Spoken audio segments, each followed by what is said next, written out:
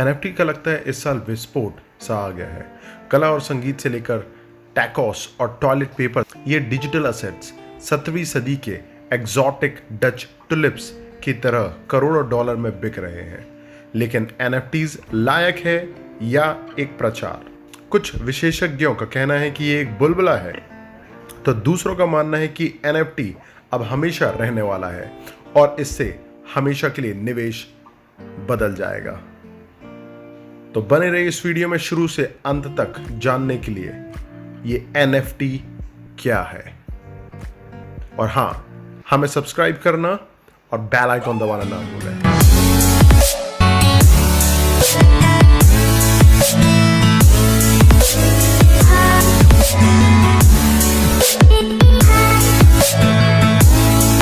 NFT क्या है? NFT एक डिजिटल असेट्स है जो कला, संगीत, इन गेम आइटम और वीडियो जैसी वास्तविक दुनिया की वस्तुओं का प्रतिनिधित्व करता है। उन्हें ऑनलाइन खरीदा या बेचा जा सकता है, अक्सर क्रिप्टो करेंसी के साथ, और उन्हें आमतौर पर कई क्रिप्टो के समान अंडरलाइंग सॉफ्टवेयर के साथ इनकोड किया जाता है। हालांकि वे 2014 से एनएफटी अब लोकप्रियता प्राप्त कर रहा है क्योंकि वे डिजिटल कलाकृति खरीदने और बेचने का एक तेजी से लोकप्रिय तरीका बन रहा है। नवंबर 2017 के बाद से एनएफटी पर एक चौंका देने वाला $174 मिलियन खर्च किया गया है। एनएफटी भी आमतौर पर एक तरह से या कम से कम एक बहुत सीमित होते हैं और अद्वितीय पहचान कोड होते हैं। यह सबसे डिजिटल कृतियों आर्ट के विपरीत है, जो आपूर्ति में लगभग हमेशा अनंत होते हैं। काल्पनिक रूप से आपूर्ति को काटने से किसी भी दी गई संपत्ति का मूल्य बढ़ना चाहिए, यह मानते हुए कि यह मांग में है। लेकिन एनएफटीज कम से कम इन शुरुआती दिनों में डिजिटल रचनाएं हैं जो पहले से ही कहीं और किसी रूप में मौजूद है, जैसे कि एनबीए गेम, डिजिटल आर्ट या प्रतिष्ठित वीडियो क्लिप जो पहले से ही इंस्टाग्राम पर मौजूद है। उदाहरण के लिए प्रसिद्ध डिजिटल कलाकार माइक विंकप्लेन, जिसे बिपली के रूप में जाना जाता है, ने शायद इस समय के सबसे प्रसिद्ध एनएफटी बनाने के लिए 5000 चित्रों का एक समग्र तैयार किया। हर रोज पहले 5000 दिन, जो क्रिस्टी में रिकॉर्ड तोड़ने के लिए $69.3 मिलियन में बेचा गया, और वह भी एक भारतीय विघ्नेश सुंदरसन के द्वारा खरीदा गया है। पर जब कोई भी व्यक्ति इन आर्ट्स को देख सकता है या यहां तक कि आर्ट्स का पूरा कोलाज मुफ्त स्क्रीनशॉट या डाउनलोड कर सकता है, तो क्यों कुछ लोग आसानी से लाखों खर्च करने के लिए तैयार हो रहे हैं? क्योंकि एक एनएफटी खरीदार को उस आर्ट के मालिक होने की अनुमति देता है।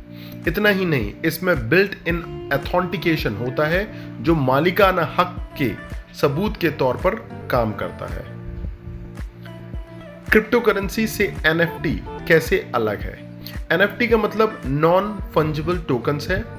यह आमतौर पर बिटकॉइन या ईथरम की तरह क्रिप्टो करेंसी के रूप में ही एक तरह की प्रोग्रामिंग का उपयोग करके बनाया जाता है, लेकिन यही समानता समाप्त होती है। धन और क्रिप्टो करेंसी फंजिबल है, जिसका अर्थ है कि उनका व्यापार या एक दूसरे के लिए आदान प्रदान किया जा सकता है। वे भी मूल्य में बराबर होते हैं। $1 हमेशा $1 और डॉलर के बराबर होता है। उसी तरह एक बिटकॉइन हमेशा दूसरे बिटकॉइन के बराबर होता है। क्रिप्टो की फंजिबिलिटी इसे ब्लॉकचेन पर लेन देन करने का एक विश्वसनीय साधन बनाती है।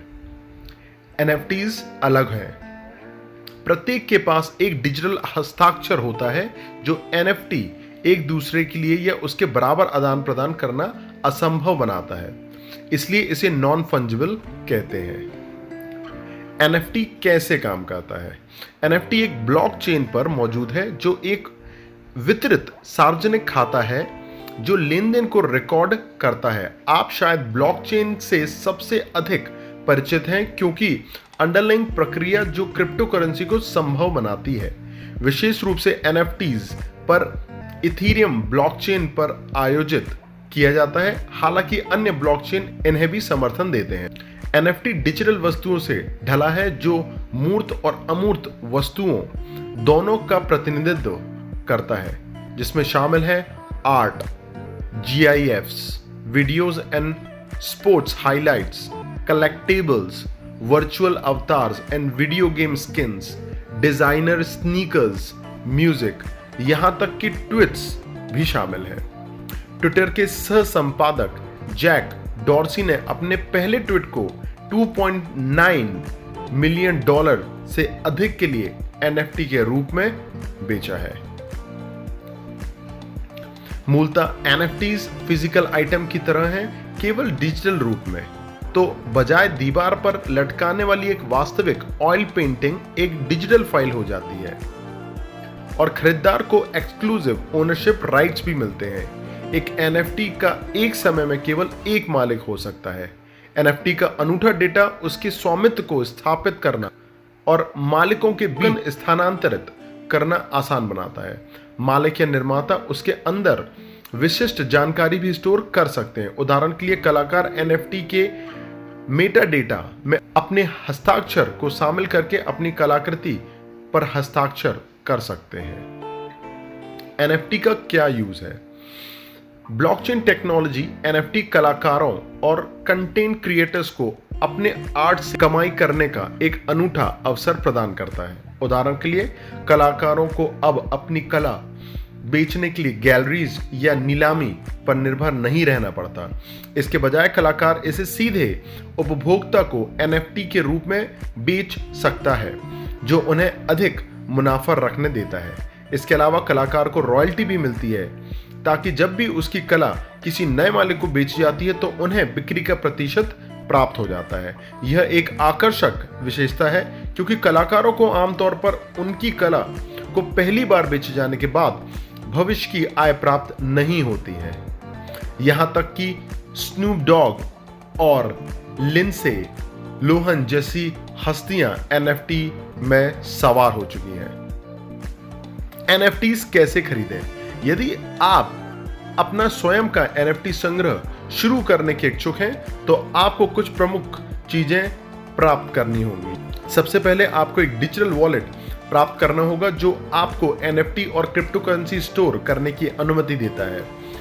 आपको ईथर जैसे कुछ क्रिप्टो करेंसी खरीदने की आवश्यकता होगी, जो इस बात पर निर्भर करता है कि आपका NFT प्रोवाइडर किन मुद्राओं को स्वीकार करता है। आप कॉइनबेस, वजीरएक्स और यहां तक कि पेपाल और रॉबिनहुड जैसे प्लेटफॉर्म पर क्रेडिट कार्ड का उपयोग करके क्रिप्टो खरीद सकते हैं। इसके बाद आप इसे एक्सचेंज से अपनी पसंद के वॉलेट में ले जा सकते हैं। आप फीस को ध्यान में रखें। वैसे तो आप क्रिप्टो खरीदते हैं तो अधिकांश एक्सचेंज आपके लेन देन का कम से कम 1% चार्ज करता है। लोकप्रिय NFT मार्केट प्लेस।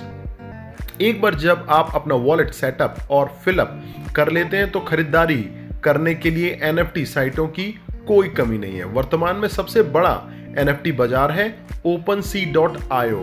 यह पीयर टू पीयर प्लेटफॉर्म है। Trust wallet and NFT WazirX.org। शुरू करने के लिए आपको केवल NFT संग्रह ब्राउजर करने के लिए एक खाता बनाना है। आप नए कलाकारों की खोज करने के लिए बिक्री की मात्रा भी शॉर्ट कर सकते हैं। हालांकि इन प्लेटफॉर्मों और दूसरे NFT रचनाकारों और कलेक्टरों के हजारों के लिए मेजबान है। सुनिश्चित करें कि आप खरीदने से पहले ध्यान से अपना रिसर्च करें। कुछ कलाकार डुप्लीकेशन के शिकार हो गए हैं, जिन्होंने उनकी अनुमति के बिना उनके काम को लिस्टेड कर और बेच दिया गया है।